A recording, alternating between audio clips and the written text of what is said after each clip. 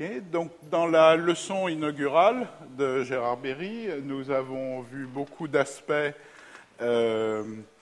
relativement récents de l'informatique, et notamment l'émergence de données, modèles extrêmement de taille très grande traités par l'informatique.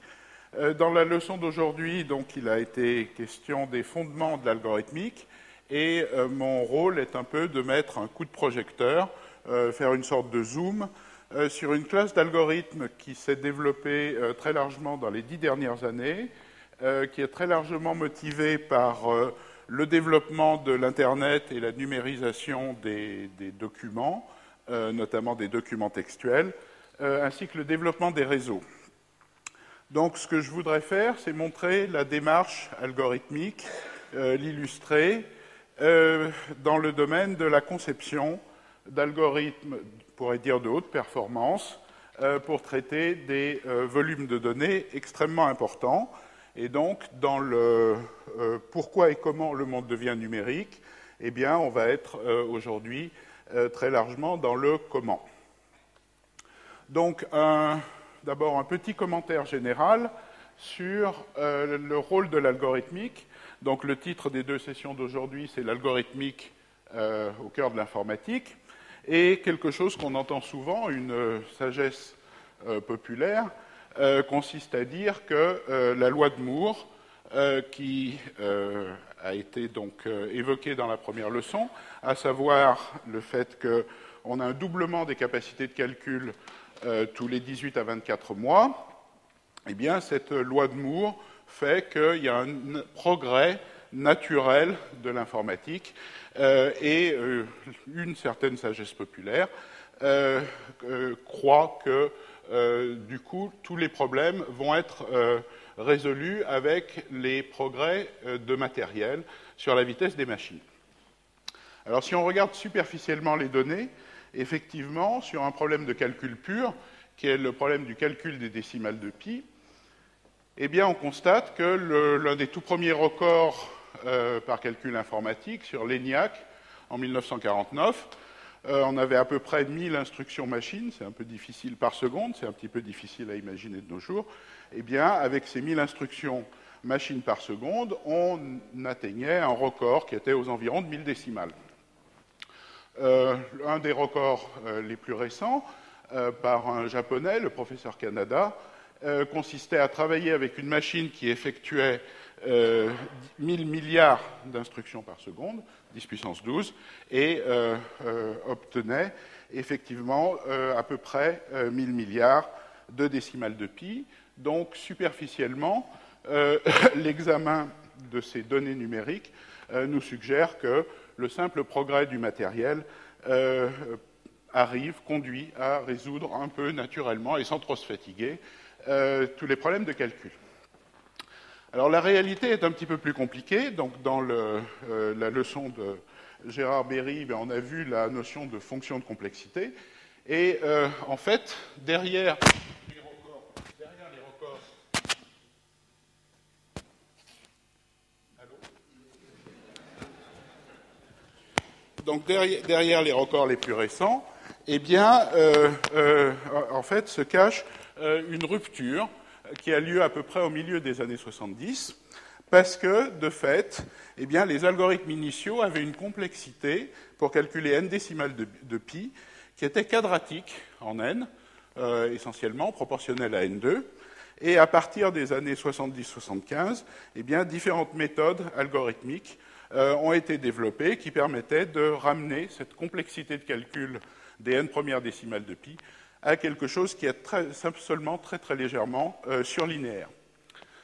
Donc en fait, si on n'avait pas eu de changement algorithmique, eh bien les records seraient non pas à 1000 milliards, mais sans doute au voisinage de 100 millions, quelque chose comme ça, avec les capacités de calcul actuelles. Donc ces progrès algorithmiques reposent, dans ce cas particulier, à la fois sur des progrès de formules mathématiques, d'algorithmique mathématique de calcul de pi, et puis des choses beaucoup plus générales, comme la transformée de Fourier rapide, qui a pu être exploitée dans ce genre de contexte pour la multiplication rapide, par exemple, de grands entiers, de grands réels. Des progrès du même genre, et même plus importants, donc des ruptures en quelque sorte, se constatent dans le problème de la factorisation.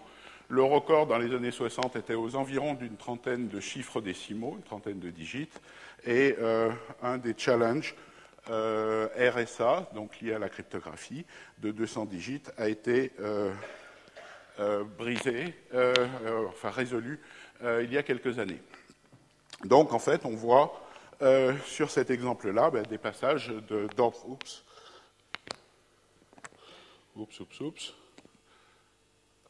On voit des passages de 10 puissance 30 à 10 puissance 200 qui, clairement, ne sont pas explicables par les facteurs matériels et qui, ici, donc encore plus que sur le calcul des décimales de pi, reposent sur les progrès algorithmiques. Alors, il y a une autre raison dans le contexte des données massives pour s'intéresser à l'algorithmique, c'est que ce qu'on appelle parfois le principe de Sedgwick, donc qui consiste à observer que le volume des données disponibles, notamment sur Internet, croît à une vitesse supérieure à la puissance de calcul des machines. Et donc la conclusion est assez simple. Pour cette raison aussi, pour l'algorithmique des grandes masses de données, eh bien, il est nécessaire de disposer d'algorithmes qui soient toujours meilleurs. Donc on estime à peu près un doublement des volumes de données disponibles mondialement tous les 9 à 12 mois à peu près, alors que la loi de Moore nous prédit des temps à peu près 2 fois plus élevés sur l'évolution de la vitesse des calculs.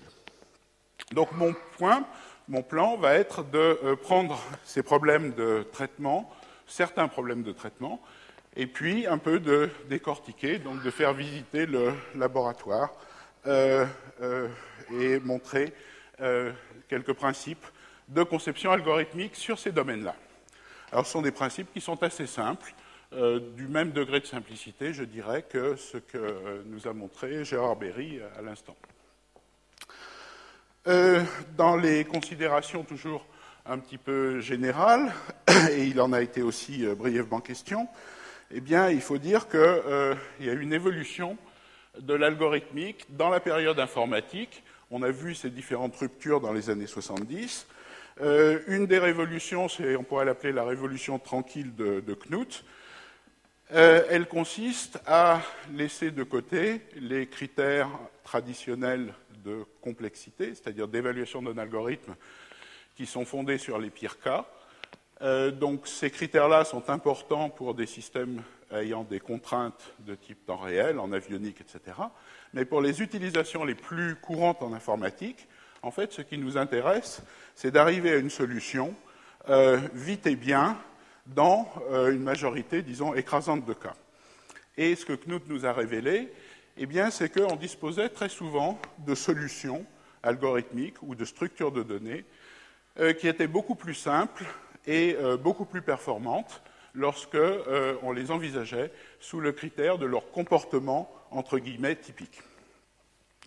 Il y a une deuxième révolution qui a pris place quelques années après, donc très grosso modo la révolution Knuth, c'est la première moitié des années 70, la révolution Rabin, c'est autour des années 80 et après, qui consiste même à aller un peu plus loin et à introduire volontairement l'aléa, c'est-à-dire des tirages au sort, dans le calcul. Donc en quelque sorte, conceptuellement, ce que nous a enseigné Rabin, c'est que sur un certain nombre de problèmes algorithmiques, les problèmes géométriques dont il a été question sont typiques de ce point de vue-là, eh bien l'ordinateur, en quelque sorte, peut avoir intérêt à tirer au dé. Alors ces deux révolutions ont un corollaire du point de vue de la position de l'algorithmique et de cette branche de l'informatique par rapport aux autres sciences, eh bien c'est qu'il est nécessaire, pour concevoir et évaluer ces algorithmes, de disposer d'un certain degré de modélisation mathématique. Dans le cas de la révolution de Knuth, eh bien, le cas typique doit être quantifié. Il est relatif à un modèle sur la distribution des données. Et dans le cas de Rabin, eh bien, il est clair, puisqu'on introduit volontairement l'aléa dans le calcul, que l'évaluation du hasard, des chances et des malchances joue un rôle très important. Donc l'exposé d'aujourd'hui se situe dans cette problématique et on va voir notamment le développement de certains algorithmes probabilistes qui exploitent des idées finalement assez simples pour arriver à extraire des caractéristiques quantitatives de grandes masses de données.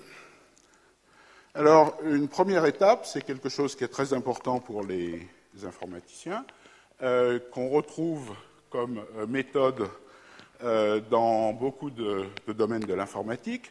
Ce sont les méthodes qu'on appelle méthodes de calcul d'adresse ou encore méthodes de hachage.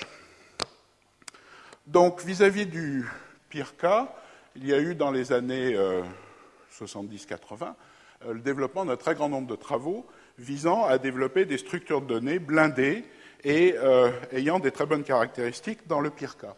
Mais supposons qu'on veut générer une sorte de base de données, par exemple des fichiers de ses collègues avec leur numéro de téléphone, leur adresse, etc.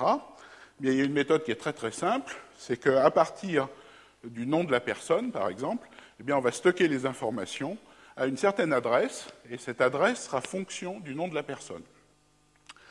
Alors l'idée la plus naïve consiste à dire on va utiliser par exemple la CNUT, on va le voir comme une valeur numérique, un nombre par exemple entre 1 et 1000 si on a, ou entre 1 et 10 000 si on a moins de 10 000 amis, et puis ces informations vont être stockées dans une certaine case qui va être la valeur numérique de CNUT, c'est-à-dire la donnée CNUT, la clé CNUT en quelque sorte, interprétée numériquement.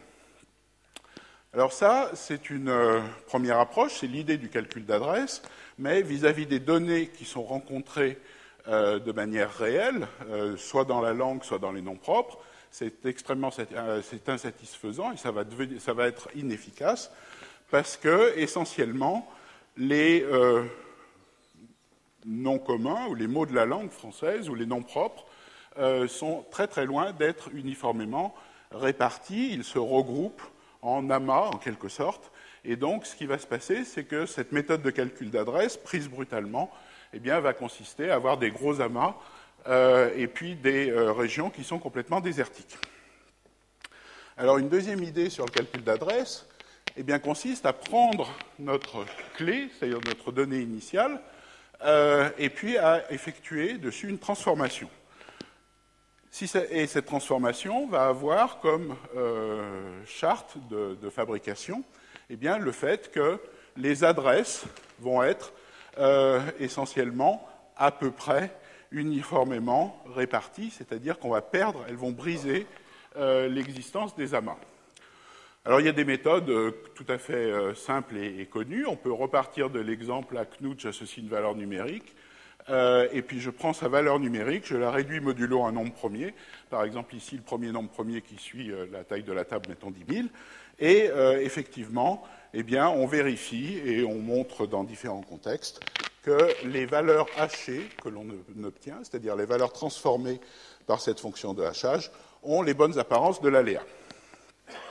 Alors, donc le choix d'une bonne fonction de hachage, on le supposera et ça va être crucial pour la suite, nous donne quelque chose qui a toutes les apparences de l'aléa. Alors, en particulier, pour le problème particulier de stockage d'informations, d'une base de données des coordonnées de nos collègues et amis, eh bien, on va pouvoir bénéficier d'informations qui ont été collectées depuis pas mal de temps. La répartition des gens dans les cases va cette fois-ci être régie par une loi extrêmement classique des probabilités, la loi de Poisson, qui remonte donc au XIXe siècle, qui est écrite ici, mais bon, la formule n'a pas grande importance. Et puis, si on veut avoir une structure de données complète, c'est-à-dire qui gère entièrement la table, on aura quand même, la loi de Poisson nous le prédit, un petit nombre, une petite proportion de collisions. Eh bien, on devra régler ces collisions, et l'idée la plus naturelle, on prend la case la plus proche de celle qu'on avait visée. Donc, on obtient de la sorte un algorithme qui, dans le pire des scénarios, a des caractéristiques qui sont mauvaises, parce qu'il se pourrait que dans ce pire scénario, tous les gens se transforment miraculeusement et visent la même case, donc on n'aurait rien fait. Mais la probabilité de ce genre d'événement peut être rendue dans des conditions naturelles extrêmement faibles, inférieures à 10 puissance 50 par exemple, ou quelque chose comme ça, de sorte à ce qu'elle ait bien l'événement, on a une dégénérescence grave, est bien moins probable que le fait que par effet quantique, on soit tous téléportés sur une île de la Méditerranée, par exemple. Bon. Au passage, donc, la conception de ces algorithmes, fondés sur une transformation pseudo-aléatoire, donc est dans la philosophie de la révolution rabbine, et elle génère un certain nombre de besoins. Par exemple, le fait de comprendre ce qui se passe quand on jette des boules dans des cases, comme pour cette fonction de hachage, et puis qu'on va se placer dans la case la plus proche, eh bien, a généré des besoins d'analyse qui reposent en partie sur des mathématiques classiques et en partie sur des mathématiques non classiques et qui ont nécessité le développement de théories adéquates. Par exemple, ce problème de gestion de table de hachage conduit à une certaine équation fonctionnelle qui était, jusqu'à l'avènement de l'informatique, quelque chose de non classique. Donc des branches nouvelles, comme la combinatoire analytique, se proposent ces mises en équation et trouver des équations qui quantifient les propriétés des structures de données et des structures discrètes de l'informatique, un petit peu comme le fait que la physique a ses équations de la chaleur et ses équations d'eau. Alors, plus proche de notre sujet maintenant, j'en arrive, eh bien, je voudrais regarder ces principes un peu généraux et leur instantiation pour l'algorithmique des flux massifs de données. Alors, pour avoir une idée des ordres de grandeur, pour commencer, c'est bien de jeter un petit œil à la technologie. Et la technologie, eh bien, nous fournit, les plus grands constructeurs de routeurs, nous fournissent des routeurs, donc sur les grands nœuds du réseau, dont les débits sont de l'ordre de 1000 milliards de bits par seconde, donc des quantités, des débits qui sont absolument considérables. Le système de recherche Google indexe 10 milliards de pages environ, alors il y a des chiffres qui sont tenus secrets, mais se prépare à indexer des quantités encore plus importantes de données. Donc, ce qu'on va chercher à faire, eh bien, c'est... Pardon.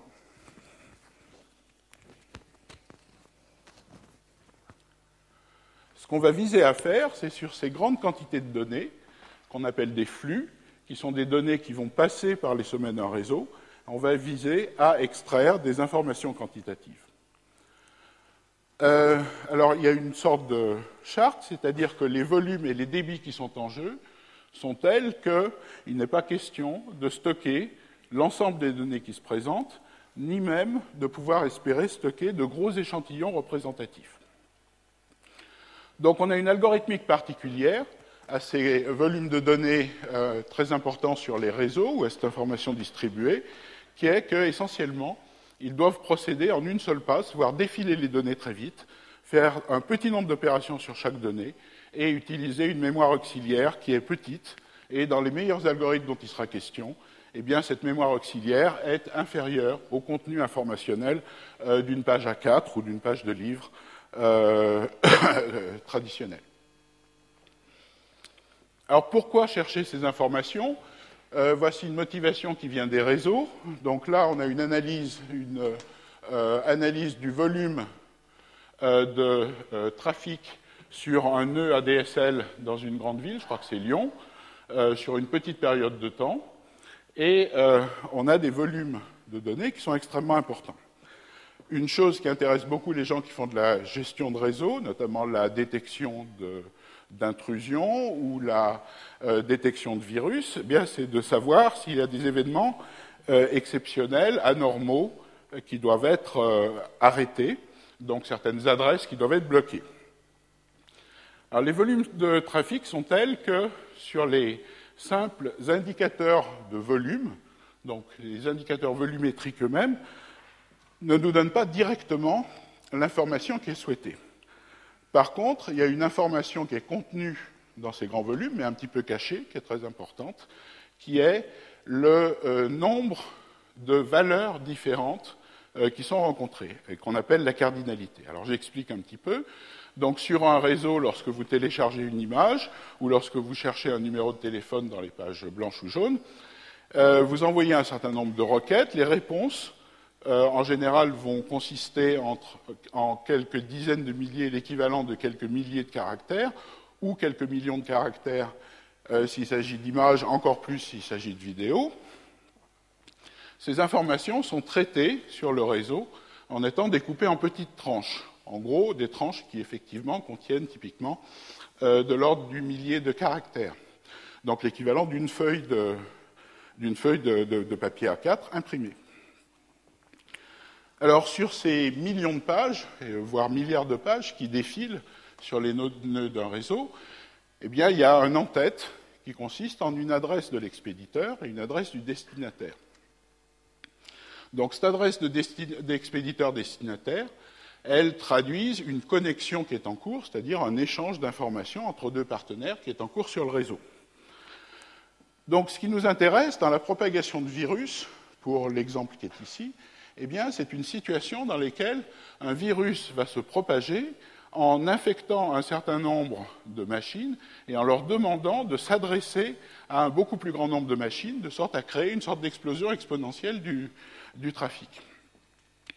Et la détection de ces virus eh bien, se fait non pas par le fait qu'il y a un accroissement nécessairement détectable du volume global de trafic, mais simplement parce que le nombre de paires de connexions, le nombre de connexions qui sont demandées par le réseau, se met à croître de façon extrêmement sensible.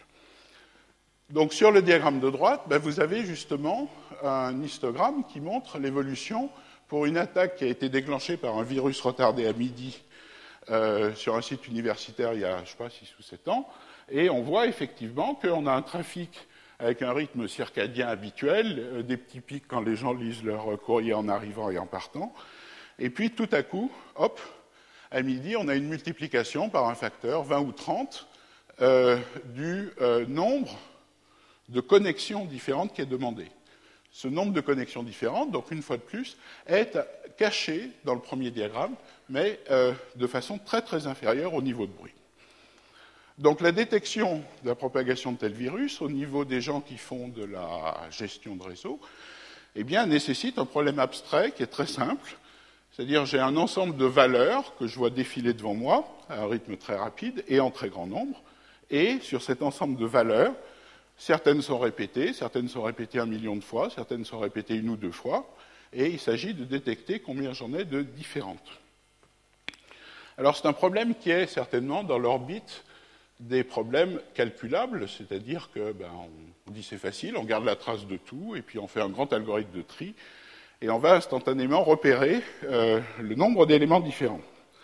Alors en pratique, étant donné les volumes, étant donné le fait que le tri est quand même légèrement superlinéaire, que les accès à des masses de données supérieures à quelques dizaines de gigaoctets, même avec des machines bien équipées, se mettent à devenir coûteux. On est en train de s'adresser non plus à l'électronique, mais au magnétique, en quelque sorte, font que ces solutions exactes sont totalement impraticables, c'est-à-dire on saurait qu'on a eu une attaque une fois que tout est fini, 3 jours après, et il serait trop tard. Alors ce que je vais montrer, c'est qu'il y a quelques idées très simples qui permettent de s'attaquer à ce genre de problème, et en particulier à résoudre de façon pratiquement tout à fait satisfaisante le problème de cardinalité. Alors, donc, de façon un petit peu abstraite, on a un flux. En anglais, donc, ces flux, ça s'appelle streams, des courants, des rivières. Donc, on a un flux d'informations qui consiste en ces éléments, S1, S2, etc., qu'on va défiler les uns après les autres. Les éléments de ce flux appartiennent à un certain domaine, par exemple les paires expéditeurs-destinataires. Il y a des répétitions, c'est de façon imprévisible ou qu'on ne sait pas modéliser. Et en sortie, on doit avoir, après avoir lu ce flux, une estimation de la cardinalité, c'est-à-dire de nombre de valeurs distinctes qu'on a vues passer. Les conditions donc, sont rappelées ici. On s'autorise une passe simple, une lecture une seule fois des données, très peu de propriétés de méthode de stockage auxiliaire. Et on va voir qu'en relâchant très légèrement la contrainte d'exactitude, c'est-à-dire en tolérant une précision voisine de quelques pourcents, mais sans faire d'hypothèse statistique a priori sur la nature de ces flux, eh bien on arrive à extraire très facilement, c'est-à-dire de façon peu coûteuse, ces informations de cardinalité. Alors, le problème de cardinalité va être donc un petit peu central à cet exposé. Il y a d'autres choses qui sont intéressantes, d'autres indicateurs que la cardinalité. Donc, cardinalité, nombre de valeurs distinctes. Ce qui nous intéresse, c'est ce qu'il y a des valeurs qui émergent, qui sont absolument gigantesques. On appelle ça des icebergs. Par exemple, on veut vouloir capturer des éléments dont la fréquence relative est supérieure à un certain seuil, par exemple un trentième. Donc, a priori, c'est un problème qui paraît plus simple que le problème de cardinalité. On verra en effet qu'il l'est. On peut s'intéresser à estimer quelles sont dans notre flux d'informations des quantités comme ce qu'on appelle les souris en termes de réseau, qui sont des nombres d'éléments dont la fréquence absolue, donc la multiplicité, est relativement faible, inférieure à un certain seuil, comme par exemple un seuil 10. Les éléphants, c'est des nombres d'éléments dont la fréquence dépasse un certain seuil, habituellement un peu plus grand, 100 000. Et ces indications de souris et d'éléphants sont aussi précieuses pour la gestion de réseau parce qu'ils nous donnent des informations sur certains autres types d'attaques. Il y a toute une gamme d'algorithmiques qui s'est développée dans la dernière décennie, grosso modo, et on peut chercher des mesures plus fines de profil des données, et notamment des choses qu'on appelle les moments de fréquence, mais je n'aurai pas le temps d'en parler ici. Donc les applications sont assez largement dans le domaine des réseaux, et un peu plus généralement, on verra des applications sur la classification de documents, notamment dans le domaine de grandes bases ou très grandes bases de données textuelles, plus généralement de données qui sont connues de façon exacte, pour lesquelles il n'existe pas nécessairement de notion d'équivalence approchée. Donc Hamlet est Hamlet, Victor Hugo est Victor Hugo, etc. Les problèmes d'image ne seront pas abordés du tout ici, mais je crois qu'ils font l'objet d'une autre leçon. Alors les icebergs, c'est un bon moyen de commencer. Donc un k-iceberg, c'est une valeur dans notre flux. Donc notre flux de données, imaginons 1 milliard d'éléments. On n'a pas d'informations a priori sur les répétitions des éléments. Et un k-iceberg, c'est un élément, une valeur qui apparaît en fréquence relative, avec une fréquence relative supérieure à 1 sur k. Donc si k égale 2, 2 icebergs, c'est simplement un élément qui est majoritaire, une valeur qui est majoritaire dans notre flux. Alors déjà à l'œil, ce n'est pas complètement évident. Là, on a un texte d'une trentaine de caractères. Ce n'est pas tout à fait évident de distinguer immédiatement à l'œil, et apparemment sans un certain calcul, s'il existe des 3 icebergs, c'est-à-dire des éléments dont la fréquence dépasse 1 tiers. Donc notre charte est rappelée ici, très peu de mémoire auxiliaire et une seule passe. Alors, le problème des icebergs, en fait, est assez simple. Le cas des 2 icebergs, c'est-à-dire la détection d'un élément majoritaire, c'est quelque chose qu'on enseigne très souvent dans les cours d'informatique, parce que c'est assez joli. Si on a notre flux de données qui a les valeurs A, B, R, A, etc., on va voir que pour obtenir un candidat iceberg, on va dire qu'un candidat iceberg doit être, 2 icebergs doit être majoritaire, donc il doit dominer tous les autres. Bien sûr, là, notre candidat iceberg, c'est A. On va lire notre flux de données, c'est-à-dire qu'on va le voir passer, et puis on a un A, qui est un candidat, on a B, mais B tue A, on a un R, R est candidat, on a un A qui est différent, R tue A, et on voit que les éléments se tuent 2 à 2, et qu'il reste un seul candidat, iceberg, à la fin, qui est A. Alors ça, c'est une configuration de données particulière dans laquelle on n'avait pas de répétition, mais il suffit de garder une valeur candidate à chaque instant, puis un compteur éventuel. Si on avait vu un lot de 10 A successifs, on aurait mis le compteur égal à 10. Et ça nous donne donc un algorithme en une seule passe qui va utiliser un seul petit registre contenant une valeur candidate à chaque instant et une multiplicité qui est un entier. Donc du point de vue informatique, quelque chose d'extrêmement simple. Alors il y a une façon de voir mentalement cet algorithme aussi, qui est une sorte de guerre des gangs. C'est une façon cette fois-ci distribuée ou décentralisée de voir l'algorithme, un peu comme dans le dernier exemple de la machine chimique de Gérard Berry. C'est le fait que nos éléments flottent dans un ordre quelconque, Et puis, chaque valeur appartient à un gang, tous les A appartiennent au gang des A, les W au gang des W, etc. Et quand deux éléments de gang opposés se rencontrent, ils se tirent dessus et ils s'annihilent mutuellement. Alors ça donne un algorithme. L'intérêt de cette façon un peu chimique de voir les choses, eh bien, c'est que ça nous donne une généralisation naturelle pour les cas iceberg, qui est un problème qui peut paraître a priori légèrement plus compliqué. Et effectivement, Karp, dont il a été question précédemment, avec deux autres collaborateurs prestigieux, a publié la solution générale de ce problème de filtrer les icebergs avec, si on veut, un cas iceberg, K-1 registre, et l'idée est assez naturelle cette fois-ci. On voit nos éléments qui défilent, on peut le faire avec très peu de mémoire, K-1 registre. On imagine que des valeurs différentes appartiennent à des gangs distincts, et puis cette fois-ci, si on cherche les trois icebergs, ben, quand il y a trois personnes dans la pièce qui appartiennent à des gangs différents, elles se tirent dessus mutuellement et elles s'annihilent instantanément.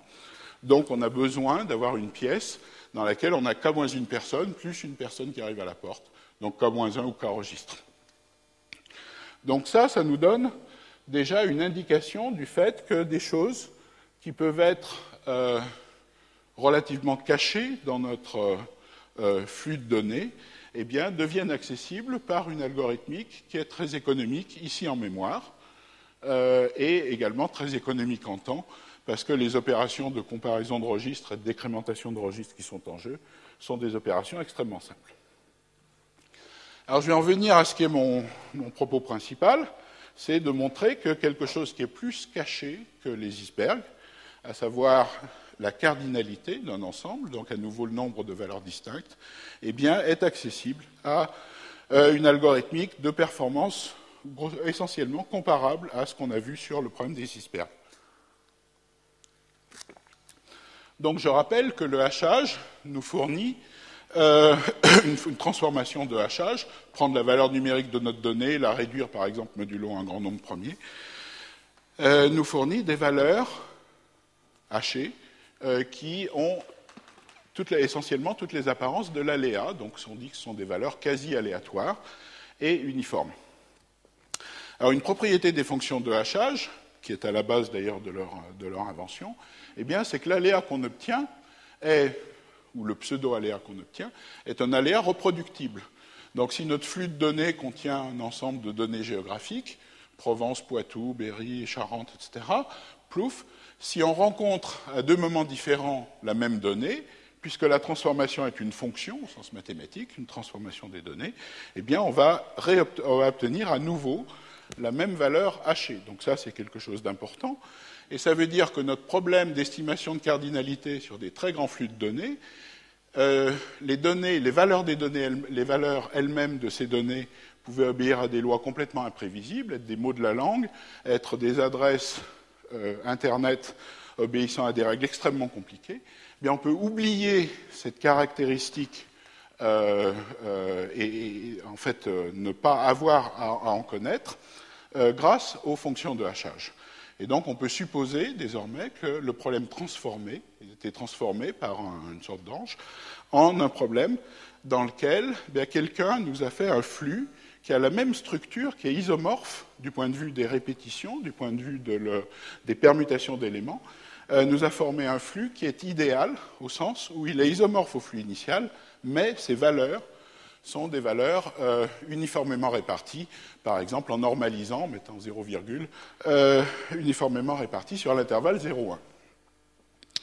Donc ça, c'est la première étape, et évidemment, on va pouvoir tirer avantage de ces transformations pseudo-aléatoires que sont les fonctions de hachage.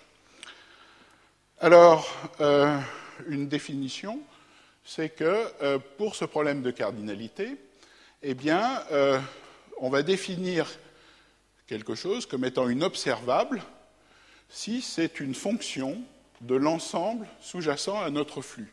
Donc notre flux, toujours la même chose, est un multi-ensemble, un ensemble avec des répétitions, de structure inconnue. On regarde l'ensemble au sens mathématique, c'est-à-dire l'ensemble des valeurs distinctes, et toute fonction de cet ensemble sous-jacent, des valeurs distinctes, on appelle ça une observable. Alors je donne tout de suite un exemple. Donc là, on passe de la base 10 à la base 2, parce que les informaticiens préfèrent, c'est plus facile. Alors, quelque chose qui est inobservable, c'est dire, par exemple, nos données ayant été hachées et ramenées à l'intervalle 0,1, c'est dire, par exemple, j'ai vu passer une donnée qui était 0,011, etc., 0,1, enfin un certain motif qu'on a choisi, par exemple, comme ça. J'ai vu passer ce motif initial en début. Un autre type d'observable, c'est le minimum de toutes les valeurs que j'ai vues passer, c'est quelque chose avec une barre de 0, puis 1, 0,1, etc. Alors, il est évident que ces deux observables, A et B, sur ce dessin, eh bien, sont complètement indépendantes du fait que certains des éléments aient pu nous être fournis, répétés 1 milliard de fois, 1 million de fois, ou seulement 2 fois, à très grande distance, etc. Donc, les observables sont des choses qui sont intéressantes. Alors, il y en a une troisième, on a vu les motifs initiaux 0,1, puis 0,01 et 0,001, ou bien on a vu toutes les combinaisons de 0 et de 1 sur les 20 premiers bits de nos données. Tout ça, toutes ces choses-là sont des observables. Les premières observables aussi, clairement, sont des observables qui sont très faciles à calculer. C'est-à-dire que notre flux arrive, pour la première observable, le A, notre flux arrive, plouc, on compare, on a une comparaison, puis on dit oui, j'ai vu, non, j'ai pas vu. Et on met à jour, finalement, une simple variable booléenne à l'issue d'une simple comparaison numérique de registres. Le minimum, c'est à peu près la même chose. L'autre va nous nécessiter de garder 3 variables booléennes. Le dernier va être plus coûteux. Il va nous nécessiter le fait de garder environ 1 million de variables booléennes. Donc là, on voit qu'on a une grande diversité d'observables. Les observables que j'ai retenus ici sont des observables faciles, pour les 3 premières facilement calculables. Et puis, la question, c'est, comme ce sont des fonctions de l'ensemble des valeurs distinctes, en particulier des fonctions du nombre de valeurs distinctes, en quelque sorte, des fonctions stochastiques, eh bien, on doit pouvoir en tirer de l'information de cardinalité. Alors, par exemple, un petit peu intuitivement, nos chances de voir le motif qui est indiqué dans la clause A, il a une longueur de 6 bits, donc c'est à peu près 1 sur 2 puissance 6, c'est-à-dire environ 1 sur 64. B, quand on a le minimum de n valeurs uniformes sur l'intervalle 0,1, un résultat très basique de théorie des probabilités nous enseigne que l'espérance du minimum est 1 sur n plus 1. Donc là, on a un minimum qui est environ 1 sur 2 puissance 7, donc ça nous suggère que la cardinalité de notre ensemble devrait être sans doute voisine de l'ordre 2 ou un petit peu plus grande de 2 puissance 7. L'élément 3 nous suggère de la même façon des événements de probabilité 1,5, 1 quart, 1 huitième, mais pas totalement indépendants, une cardinalité sans doute supérieure à 8 ou 16. L'élément 4 nous garantit une cardinalité supérieure à 2 puissance 20, mais on va l'écarter parce que c'est bien sûr une observable qui est extrêmement coûteuse. Bien entendu, l'observable, je garde l'ensemble de toutes les valeurs différentes et je calcule la cardinalité, est une observable jugée trop coûteuse, donc qui est oubliée. Alors la question ensuite, c'est de choisir de bonnes observables ayant de bonnes qualités. Alors ce que je vais faire, c'est que je vais montrer effectivement comment, sur ce problème de cardinalité, à la suite d'une série de travaux, on est arrivé à l'observable qui semble réaliser les meilleurs compromis entre coût de calcul, coût de stockage et qualité des résultats. Alors l'observable, j'appelle grand O, qui est choisi, pour l'algorithme qui s'appelle maintenant hyperloglog, c'est quelque chose de très simple. Notre flux de valeurs hachées arrive et on garde simplement, pour chaque élément, la position du premier 1 qui se présente. Donc par exemple, là, on a un 1 en position 1, ici on a un 1 le plus à gauche en position 1, là on a un bug, donc le 1 le plus à gauche est en position 3, lire 3 au lieu de 2, ici en position 1, ici en position 2, ici en position 5, etc.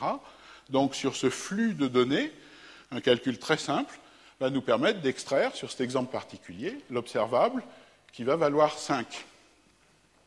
Alors intuitivement, avec l'hypothèse de disposer d'une bonne fonction de hachage, les lois probabilistes qui gouvernent ces valeurs qui sont sur la deuxième ligne sont extrêmement simples. C'est la loi géométrique de rapport 1,5. Et donc, on s'attend, grosso modo, au fait suivant, c'est que si on a vu n éléments différents, si on a n éléments différents, n inconnus, eh bien, on s'attend ou on espère que l'observable aura une valeur probablement, à quantifier bien sûr, voisine de log à base 2 de n. Donc cet exemple nous suggérerait par exemple une cardinalité de 32 s'il se présentait. Alors ça, cet observable, elle a un avantage. On veut en général compter des cardinalités, donc des nombres d'éléments différents, jusqu'à, disons, 1 milliard. 1 milliard, c'est inférieur à 2 puissance 32, donc on peut utiliser des fonctions de hachage sur 32 bits. Et notre observable, c'est un entier ici. Ce n'est pas un booléen, une combinaison compliquée de booléens, c'est un entier. Et cet entier va, dans nos conditions naturelles où on hache sur 32 bits, être un nombre entre 1 et 32. Donc, cette observable est très très peu coûteuse, parce qu'un nombre entre 1 et 32, il suffit de 5 bits pour le stocker. Donc on a une observable qui est stockable sur ce qu'on peut appeler un petit octet. Graduellement, je penserai à ça comme un demi-octet, et il y a de bonnes raisons de faire ça, mais enfin, bon, un petit octet, c'est-à-dire quelque chose qui contient seulement 5 bits. Alors, bon, cet observable, la première question, c'est quelle information peut-on en tirer et quelle est la qualité de sa prédiction? Alors, évidemment, on peut s'attendre à ce que ça ne soit pas quelque chose d'absolument fantastique, mais c'est quand même pas mal. Par exemple, l'espérance de l'observable, lorsque la cardinalité qui nous est inconnue vaut n, est asymptotiquement, donc s'exprime comme le log en base 2 de n multiplié par une petite constante magique, appelée phi, on oublie les oscillations pour l'instant, plus un terme qui tend vers 0 rapidement avec n. La deuxième ligne, il y a une autre typo, le O doit être l'UV. La variance de l'observable est asymptotiquement, donc approximativement, une constante, et cette constante se situe en gros entre 1 et 2. Donc, ce que nous dit cette analyse, qui pour les probabilistes est l'analyse du maximum de lois géométriques, tout simplement, eh bien, c'est qu'un seul registre de 5 bits contient une information qui est logarithmique, disons, de la cardinalité, avec un biais systématique, la constante magique, et une imprécision. L'imprécision vient du caractère probabiliste du système. Donc l'imprécision se mesure au sens technique par une variance ou par sa racine carrée qui est l'écart type. Donc une imprécision de plus ou moins, mettons 1 ou 1,5, ordre binaire de grandeur. Donc c'est pas mal, c'est imprécis, mais c'est quand même pas mal parce qu'on ne paye pas très cher. 5 bits, tous les ordinateurs peuvent s'en offrir beaucoup pour leur petit Noël. Bien. Alors derrière ce genre de résultat et la suite de ce dont je vais parler, bien, je veux mentionner qu'il y a un certain degré, du point de vue méthodologique, je pense que c'est important, il y a un certain degré d'ingénierie mathématique, parfois même, comme je l'avais dit pour les autres problèmes de hachage, la nécessité de développer des nouvelles méthodes. Et derrière ces analyses, la précédente et surtout celles qui viennent ensuite, eh bien, se cache une transformation intégrale importante, qui est la transformation de Méline. Et cette transformation de Méline possède des propriétés très intéressantes de découpler ou de factoriser les superpositions linéaires de modèles, notamment des modèles à des échelles qui sont des puissances de 2, comme ils sont présents fréquemment en informatique, comme on peut sentir effectivement s'en présenter ici, comme sont associés très fréquemment aussi au paradigme de programmation algorithmique divisé pour régner. Et cette transformation de Méline, c'est un peu l'homologue de la transformée de Fourier pour les gens de théorie du signal ou de la transformée de Laplace pour les gens de l'automatique. Elle a une propriété importante vis-à-vis de l'analyse d'observables ou de fonctions d'observables, eh bien, c'est qu'elle relie un problème d'analyse asymptotique, que se passe-t-il pour des valeurs de n suffisamment grandes, à des problèmes de singularité complexe, et c'est la combinaison de ces deux propriétés qui nous permet d'obtenir des résultats du genre de ceux qui étaient sur le transparent précédent, c'est-à-dire des estimations de moyenne et de variance, et des extractions de phénomènes de fluctuations ou d'oscillations périodiques liées à ces superpositions de modèles. Donc ça nous donne, cet observable peut s'exprimer comme une sorte de squelette d'algorithme dans lequel nos éléments de notre flux arrivent, donc un élément est représenté, symbolisé par une locomotive. En fonction de l'information qu'il contient, on fait cette transformation de hachage. Cette transformation de hachage nous donne une suite de bits, on regarde la position du premier 1, et donc on a une boucle très très simple, dans laquelle, effectivement, comme prévu, on a un registre, on voit qu'on a 5 instructions, dont la détection de la position du premier 1, ce que tout ordinateur sait faire en 1 ou 2 ou 3 instructions. Et à la fin, on va calculer un estimateur de log à base de 2n en utilisant les résultats de l'analyse mathématique précédente avec un facteur de correction qui fait intervenir la constante de l'air chère aux mathématiciens et racine de 2. Alors, le théorème précédent nous dit que ce squelette d'algorithme est non biaisé et nous quantifie précisément sa précision. Alors, bien entendu, vous pouvez imaginer, pour les applications réseau, être à un facteur 4 ou 8 de la réalité, ce n'est pas très bon. Donc, il s'agit maintenant, à partir de ces principes très simples, de fabriquer un véritable algorithme, et c'est ce que je voudrais montrer. Alors, la première idée, c'est que c'est une idée de science expérimentale, je crois qu'elle remonte à Galilée. On va répéter m fois l'expérience. Alors, on a notre flux de données, et puis chaque donnée qui arrive, chaque valeur qui arrive, au lieu de la hacher une seule fois, on va la hacher m fois. Ça va nous donner m registre, donc m estimateur, m observable, m estimateur, puis on va faire la moyenne. Alors, les résultats classiques nous disent que l'écart type d'une moyenne arithmétique de m valeurs indépendantes a une précision qui est de l'ordre de 1 sur racine de m. Donc, on va passer, par exemple, si on utilise m égale 1000, on peut espérer avoir une précision de quelques pourcents. Donc ça nous met dans la bonne voie, mais il y a deux types de problèmes. Il y a un problème un peu fondamental, c'est qu'il y a une imprécision, c'est qu'on ne sait pas, finalement, réaliser des batteries de, mettons, 1000 fonctions de hachage ayant de suffisamment bonnes propriétés d'indépendance pour que cette méthode marche. Et puis, il y a un autre obstacle au calcul, c'est qu'on a multiplié le temps de calcul de mon squelette par 1000. Donc là, ça devient un petit peu embêtant et on ne va plus arriver à suivre, par exemple, sur des données de type réseau, on n'arrivera plus à suivre ce qui se passe. Alors, il se trouve que derrière le plan A, il y a le plan B, comme disent les séries américaines, et il y a une solution qui est très simple à ce problème. Alors, le plan B, en français, on pourrait appeler ça, c'est pas très beau, du moyen-âge stochastique, c'est-à-dire le fait de prendre une moyenne de façon stochastique. Donc, on pense toujours à nos valeurs qui défilent, comme des locomotives, les unes devant les autres. On calcule leur fonction de hachage. Et puis, on va dire, je fais l'exemple avec m égale 2 puissance 10 égale 1024, donc essentiellement une mémoire auxiliaire égale à 1000 petits octets. Eh bien, on va dire, maintenant, j'ai ma valeur hachée. Les 10 premiers bits de ma valeur hachée, c'est un nombre entre 0 et 1023, ils vont déterminer la façon dont je vais aiguiller ma locomotive dans une certaine gare de triage avec 1024 branches. Donc ça, c'est quelque chose de facile à faire. Et puis une fois que, en fonction des données qu'elle contient, notre petite locomotive aura choisi dans quelle branche elle se situe, là, on va faire courir l'algorithme. Alors l'intérêt de cette méthode, c'est quoi? D'abord, on n'a besoin que d'une seule fonction de hachage. On isole ces 10 premiers bits, puis il en reste derrière 22 ou 54, selon comment on hache sur 32 ou 64 bits, peu importe. Il en reste suffisamment. Donc, on a besoin d'une seule fonction de hachage. Donc, les hypothèses irréalisables de disposer d'une batterie de fonctions de hachage indépendantes disparaissent.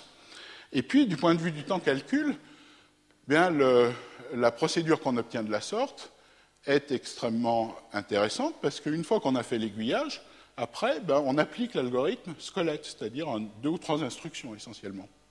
Donc, on va mettre à jour un registre. On va avoir un registre par voie sur lesquelles on a de la gare de triage. On va mettre à jour le registre pour la donnée, donc le nombre d'instructions qui est effectué pour chaque élément. Or, la fonction de hachage est très faible, c'est inférieur à une dizaine.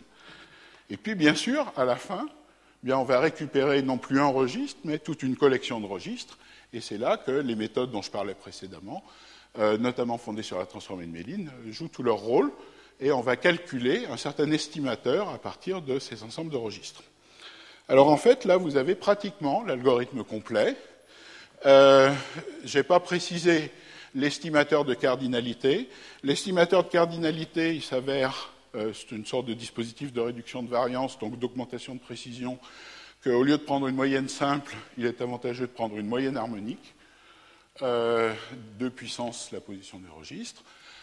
Bien sûr, quand on fait ça, ben, on estime le nombre d'éléments qui vont aller dans chacune des voies de ma garde de triage, donc il faut multiplier l'ensemble par m, et puis on va avoir une certaine constante, phi chapeau, livrée par l'analyse mathématique, qui va nous corriger tout ça, et puis une certaine variance ou un certain écart type, qui va être prédit également par l'analyse mathématique, qui va nous donner la précision de la méthode. Donc la précision de la méthode, eh bien, c'est donc pour m registres, ces registres sont un demi-octet, donc 5 bits de façon garantie. On peut comprimer même pratiquement à 4 bits, donc j'identifierai 5 bits et demi-octet, donc un demi-octet. Et l'erreur standard, c'est-à-dire l'écart observé, mesuré par écart type, rapporté à la valeur, en valeur relative, eh bien, est à peine plus que 1 sur racine de m. Ce qui veut dire que si on dispose de 1024 octets, que tout ordinateur et tout informaticien peut se permettre un grand nombre de fois, eh bien, on peut estimer des cardinalités jusqu'à 10 puissance 9 avec une erreur typique de 1,5%. Donc, pour montrer juste un exemple d'application de cet algorithme, on peut prendre l'ensemble de l'œuvre de Shakespeare. C'est un livre, ça doit faire une demi-bible à peu près, en volume de données, je ne sais plus. On peut s'autoriser 128 octets, correspond à m égale 256. On a donc 256 registres, qu'on peut coder par des lettres de l'alphabet, et on associe à Shakespeare eh bien, une certaine signature, entre guillemets, c'est-à-dire la description de l'ensemble des registres, comme il a fait ici, et c'est à partir de cet ensemble de registres, par l'application d'une fonction mathématiquement simple, une moyenne harmonique multipliée par une certaine constante calculée, une fois pour toutes, on déduit une estimation du vocabulaire de Shakespeare, c'est-à-dire du nombre de mots différents qui apparaissent dans Shakespeare. Sur cet exemple-là, avec 128 octets, eh bien, on estime, en une passe donc très rapide, que le nombre de mots différents de Shakespeare va être voisin de 31 000, et on peut prendre environ 10 ou 20 fois plus de temps pour obtenir la cardinalité exacte de l'œuvre de Shakespeare, qui est environ 28 000. Donc on voit ici une illustration assez typique, là, les choses sont bien dans les bornes. On a une erreur relative de 9% pour 128 bits, qui est compatible avec ce qui est prédit par la théorie. Alors en pratique, pour les applications réseau, on va avoir M qui sera plutôt de l'ordre de, comme il est marqué ici, 1024, 2048, quelque chose comme ça, pour des erreurs typiques de l'ordre de 1%.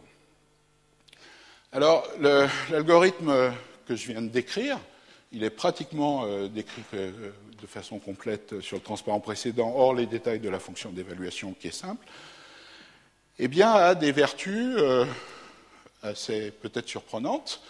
Par exemple, il se laisse très très bien distribuer, répartir. Donc l'informatique répartie, c'est quelque chose d'important. Imaginons, expérience de pensée, qu'un matin, le président de la République se réveille, fait téléphoner à tous les préfets en disant « je veux savoir combien il y a de noms différents en France ». Donc on va avoir, chaque préfet va être doté de l'annuaire, page blanche par exemple, de son département, et un petit script qui va travailler. Eh bien, il va suffire d'échanger très peu d'informations pour pouvoir collectionner et arriver à une estimation du nombre total de mots des Français, étant donné des informations qui sont réparties et des gens qui travaillent indépendamment, soit en parallèle, soit à distance, etc. Alors pourquoi est-ce que ça c'est possible ? Si on pense, comme précédemment sur l'exemple de Shakespeare, à l'ensemble des registres associés au déroulement de l'algorithme comme une signature de nos données, il est très facile de voir que la signature de A suivi de B ou encore de A union B, c'est la signature de A. On prend la signature de A, on prend la signature de B, puis il suffit de faire un maximum point à point. Donc, étant donné les signatures de A et B, au sens des registres de l'algorithme d'estimation de cardinalité, il est très facile de savoir d'obtenir la signature comme si on avait eu A et B ensemble, mais on échange en fait que des choses qui sont équivalentes au volume d'un quart ou d'un huitième de page A4. Alors, quand on a la signature d'une union, bien sûr, on sait estimer, on applique la fonction d'estimation, que je n'avais pas détaillée, mais qui est simple, et on obtient une estimation de la cardinalité de A union B. Donc, on peut, par exemple, dans le cas de la France, estimer à 1% près le nombre de noms en envoyant 89 fax, en les regroupant d'ailleurs, si on veut, par région, ou enfin, peu importe, on a beaucoup de choix, pourvu qu'on ait un arbre couvrant, en envoyant 89 fax dont le contenu informationnel de chacun sera d'environ une page A4, et par ailleurs, les gens de départements différents n'auront pas aucun besoin de communiquer. Alors, une autre application assez spectaculaire de ces mêmes idées, eh bien, c'est la classification de documents. Donc, il y a quelques années, Broder, qui travaille maintenant, je crois, pour Google et qui avait travaillé à ses débuts pour AltaVista, a défini un indice de similarité. Donc, il faut penser à des choses comme des livres, des textes en langue naturelle, mais pas forcément. Un indice de similarité de deux flux ou de deux multi-ensembles, de deux séquences, c'est simplement la cardinalité. Excusez-moi, mais je crois que ah oui, pardon, j'ai sauté. D'accord. C'est la cardinalité, donc si on pense à des bouquins, c'est la cardinalité du vocabulaire que les deux livres A et B ont en commun, rapportée à la cardinalité totale. Donc ça veut dire, entre A et B, qu'est-ce qu'on a en commun en proportion relative. C'est donc un indice de similarité très, très simple et naturel. Sur le web, des articles du même auteur sur un même sujet en versions différentes ont des indices de similarité en général entre 0,8 et 1,0. Des indices de similarité de l'ordre de 0,50 suggèrent des situations de plagiat. Des textes dans la même langue ont des indices de similarité qui peuvent aller d'entre 0,2 et 0,4 selon la nature des textes qui sont en jeu. Alors, cet indice de similarité, eh bien, en fait, d'après sa définition et les propriétés de base des fonctions booléennes, on voit qu'il se ramène à des estimations de cardinalité, et les estimations de cardinalité, il est possible de les faire uniquement avec les signatures. Donc ça nous donne quelque chose qui est extrêmement intéressant, qui permet de comparer des grandes bases de données de documents en gardant seulement les signatures dont on sait que c'est des choses qui sont assez courtes. Donc au lieu d'avoir, c'est des sortes de codes-barres, au lieu d'avoir des codes-barres établis conventionnellement par des organismes centralisés, eh bien, on pourrait avoir des codes-barres de contenu, et en tout cas, au moins conceptuellement, ces codes-barres permettent de reconstruire les informations de similarité. Et si on développe un petit peu l'analyse, par exemple, sur la question « peut-on classer 1 million de livres selon leur similarité avec un ordinateur portable ?», eh bien, on voit que les solutions par signature, fondées sur l'algorithmique précédente, gagnent des facteurs qui sont certainement au moins de l'ordre de 1000. Alors, je dois m'approcher des conclusions, là, maintenant. Donc, je voudrais dire qu'il y a bien sûr un grand nombre d'autres problèmes. Il y a des techniques d'échantillonnage adaptatif qui sont tout à fait intéressantes. Donc, par exemple, étant donné un fichier de personnes en France, avec leur commune de résidence, peut-on déduire le centre de gravité géographique de la France? Alors, c'est bien sûr des problèmes qui sont a priori calculables. On peut le faire avec très peu de ressources, au moyen de méthodes d'échantillonnage adaptatif. Et ces méthodes d'échantillonnage adaptatif eh bien, nous permettent d'avoir des indications sur les souris. Donc, je passe sur ces parties-là assez vite. Elles nous permettent donc de faire des échantillonnages sur les ensembles qui sont sous-jacents à nos problèmes, et indépendamment de la structure de répétition, et à nouveau sans hypothèse statistique a priori, sur les structures de répétition. Donc ça donne des extractions d'informations qui sont aussi en quelque sorte des signatures, qui sont extrêmement caractéristiques des documents. Et par exemple, si on fait de l'échantillonnage adaptatif au lieu de faire de l'échantillonnage simple, qu'on passe les requêtes sur Hamlet à Google, bien on a des réponses qui sont soit toutes vers Hamlet, soit qui nous pointent vers 38 millions de documents. Donc à partir de là, on construit aussi des analyseurs statistiques de souris, d'éléphants. Ça nous permet de faire des détections d'intrusion. Un certain nombre de trafics peuvent être analysés par ces estimateurs de cardinalité. Donc on arrive à trouver les souris, c'est relativement facile. Les éléphants sont moins fréquents et ont une structure plus complexe. Donc il faut en général une algorithmique plus compliquée. Mais on dispose quand même, dans un certain nombre de cas, trouver des liaisons bidirectionnelles dans un réseau, des triangles, avoir des calculs d'histogramme complet d'excentricité dans le graphe de l'Internet, des manips qui ont été faites il y a quelques années, des gains de plusieurs centaines, c'est-à-dire des problèmes qui sont traités, on pourrait dire, avec des ordinateurs courants, au lieu de nécessiter des grandes batteries d'ordinateurs, et très souvent des stockages énormes et des réponses qui peuvent être de l'ordre de l'heure ou du jour. Donc, données génomiques, on peut appliquer ce genre de choses aussi. Et donc, en conclusion, j'ai essayé de montrer qu'il y avait des instruments de mesure qu'on pouvait fabriquer, ou suggérer en tout cas, avec un certain nombre d'idées assez simples et qui nous permettaient d'extraire des informations intéressantes, pas immédiatement accessibles à une algorithmique peut-être plus naïve, mais les algorithmes sont simples, efficaces, et j'ai essayé de suggérer aussi un continuum entre la science algorithmique du côté informatique et d'autres sciences comme notamment ici mathématiques et théorie des probabilités.